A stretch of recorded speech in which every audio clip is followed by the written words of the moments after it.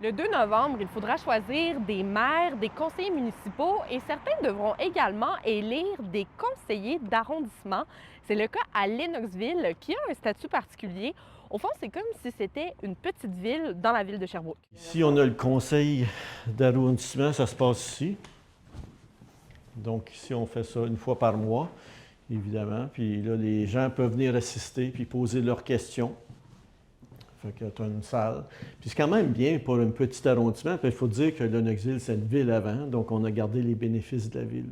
Pour adhérer à la fusion des municipalités au début des années 2000, Lennoxville avait entre autres comme critère de garder son statut d'arrondissement. Ici, vous entrez dans mon bureau.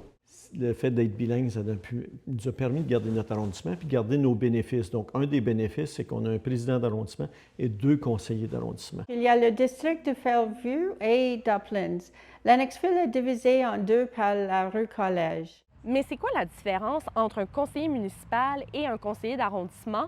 J'ai posé la question à Claude Charron et Jennifer Garfat qui occupent respectivement ces postes. Un conseil municipal, dans le fond, ce qu'on fait, c'est qu'on gère les finances des citoyens, OK? Puis on offre des services aux citoyens avec ces argents-là. Donc, typiquement, comme on ramasse les poubelles, puis on nettoie le chemin d'hiver, ça c'est de base, là, mais disons, les responsabilités s'élargissent tout le temps parce qu'on s'occupe du loisir, on s'occupe de beaucoup d'autres dossiers. Donc, les conseillers d'arrondissement, ils n'ont pas nécessairement une responsabilité ville.